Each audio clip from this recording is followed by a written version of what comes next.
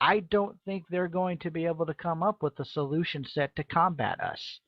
Um, Nothing that's ever been used before. They might try to invent something new, but the technology is out there. Most of the technology is privately owned, is privately based, is smaller companies that share information anyway, or some guy works at uh, a major, corporation, and then he leaves and goes and starts his own small business, and he might have a more altruistic nature than the company he used to work for. And so we'll tap into that guy. He's going to know the same things. He's going to have the same knowledge base, but he's going to be the altruistic one, not the corporate entity that's, the bastard. So I think that's one of those bridges we'll have to cross when we get to it. Unfortunately, I really can't give a hard answer. Mr. Killmoney on chat asks, I have to sign off soon, but I want to ask if it is recommendable to pitch the Venus Project to politicians or corporations. No, I really don't think it is. I mean, politicians are nothing more, are at the handles of corporations anyway, and corporations only have their self-interest of making more money, and why the hell would they support an organization that is trying to get rid of money and completely restructure society and remove their power base? And well, Kelly actually said something very good. Only if they can make money off of it. They'll only support something that they can generate a revenue from. We are anti-revenue, and so we're worse than a tax write-off. And so when it comes to that, it really doesn't. I don't think it would make any difference with them. There are some companies, smaller ones, that I think would be interested in, if nothing else, donating. But I don't think you're going to go to your GEs and your AT&Ts and your Verizons and your even Google, for crying out loud, and really get them to jump on board with this. I just don't think so.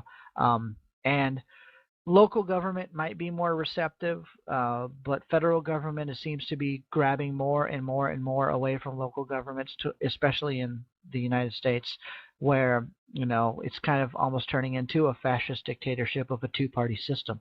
And so, I don't see a lot of benefit in it. I think the best thing that we can do is focus on the city, build it, and show it off and prove it.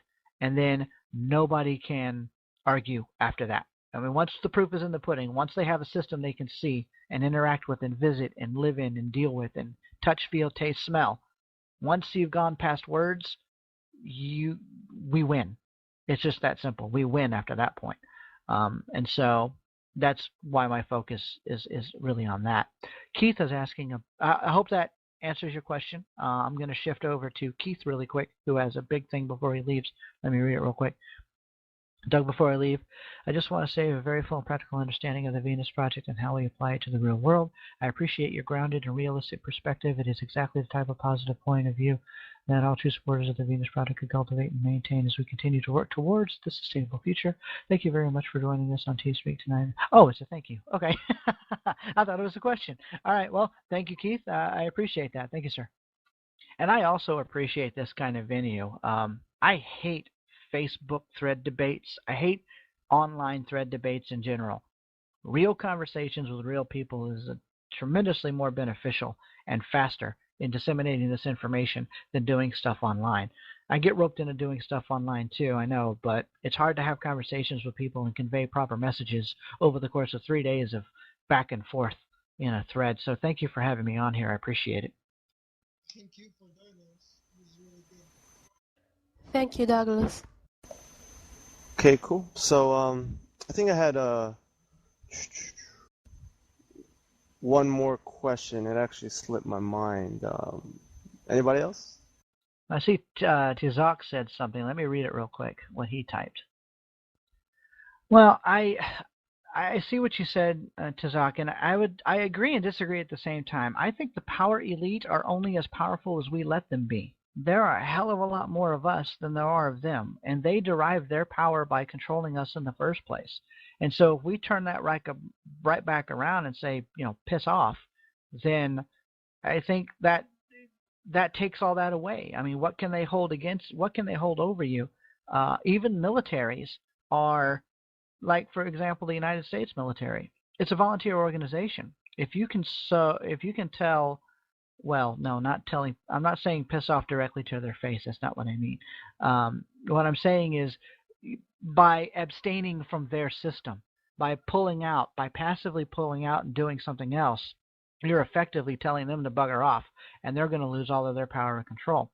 Um, and so, like I said, this is an evolution, not a revolution. We just slowly pull out of using the monetary system bit by bit, and they start losing control, losing control, losing control, especially when the masses start seeing it work, and then they all want to go do it too. And then it's a flood after that point. And then then the elite won't have a choice, because then you're going to have billions of people wanting to go over. And so, but back to like my military thing, they're all volunteers. The majority of the United States military are lower middle class people who don't have major accesses to education and things of that nature. And so, you know, when you if you were to pose to them, well, do you want to attack this peaceful city, or do you want to join it? You know, and bring your whole family and everybody live a high quality of life and stuff. You give those kinds of choices to people where they actually have a better option. Right now they don't, and that's the problem.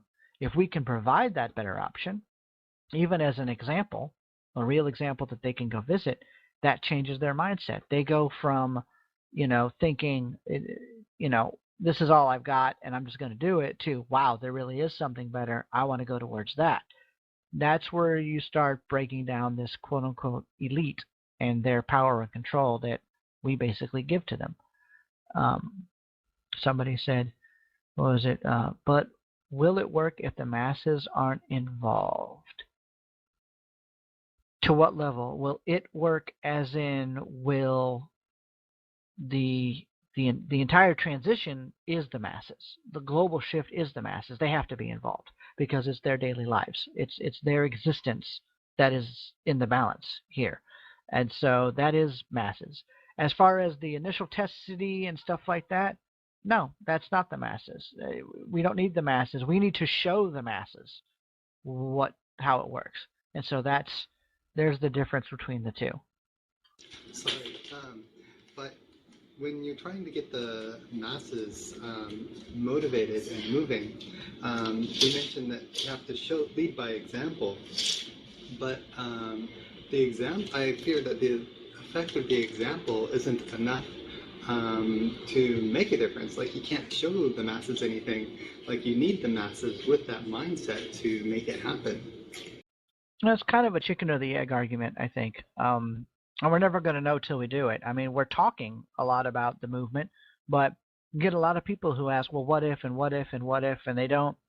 They do this, well, I like what you're saying, but you keep throwing out these buts.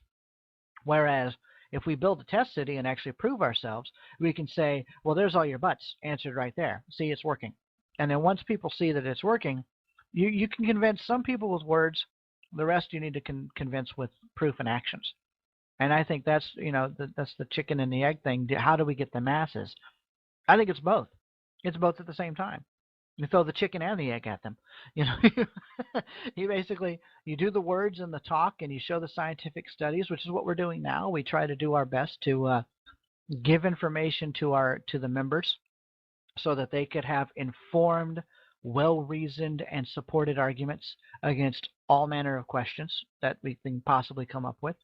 And then also, at the exact same time, we start proving with existing systems and show that it physically does work. I think both together, that's pretty much the two ways you convince people of anything. You either tell them or you show them. And if you can do both at the same time and they're both effective, then there's no way they can say you're full of crap because you're proving it. So that's kind of why I think that's how you get the masses. Unless I'm misunderstanding what you're saying. Is that what you're saying, or are you thinking about something else?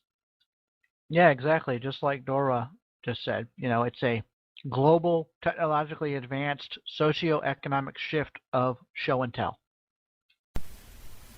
And I find that you have to relate to people with where they're at and what they know. So, I mean, people, when you talk like resource-based economy to people, they say, that'll never happen. And I say, well, when you were a kid, You know, did you have to worry about money when you were in your house? You know, you just went and grabbed food or whatever.